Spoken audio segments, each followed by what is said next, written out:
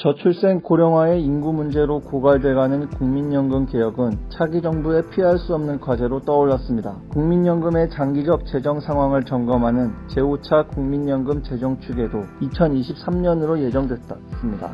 적신호 켜진 국가재정과 연금 개혁에 대한 목소리가 높아지는 이유입니다.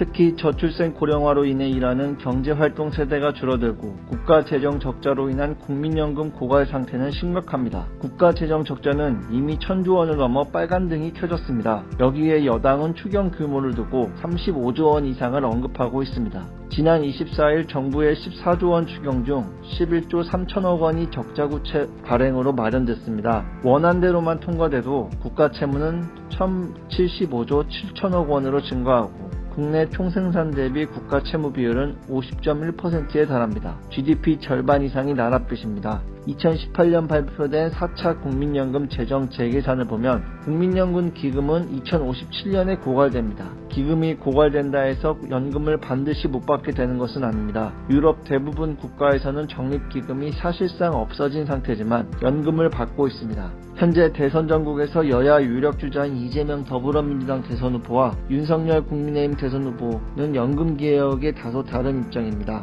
이재명 후보는 연금 개혁이 필요하다는 점에는 공감하면서도 연금 문제 공론화가 자칫 표심에 악영향을 주기에 말을 아끼고 있습니다. 이재명 후보는 지난달 26일 KBS 일요진단에서 연금 개혁은 해야 하지만 이해관계가 너무 심하게 충돌해서 나라가 들썩거릴 사안이라고 했습니다. 반면 윤석열 후보는 집권 후 공적연금 개혁위원회를 설치하겠다는 입장입니다. 윤 후보는 초당적, 대표성, 균형 있는 대통령 직속 공적연금 개혁위원회를 설치해 초고령 사회 100년대계 상생의 합리적 연금 개혁 방안을 만들 수 있는 구조를 마련하겠다고 밝혔습니다. 다만 12월 14일 관훈콜럼 초청 토론회에서는 어느 정당이든 간에 연금 개혁을 선거 공약으로 들고 나오면 무조건 선거에서 지게 돼 있다고 말했습니다. 대선이 끝나고 공적연금 개혁위원회 등을 통해 논의한다는 입장입니다. 제3지대 후보들은 논의에 적극적입니다. 안철수 국민의당 후보는 연금 개혁을 하지 않고 그냥 두는 것은 범죄 행위라며 군인연금, 사학연금, 공무원연금의 소득 대체율을 국민연금 수준으로 낮춰 통합하는 동일연금제를 실행하겠다고 약속했습니다.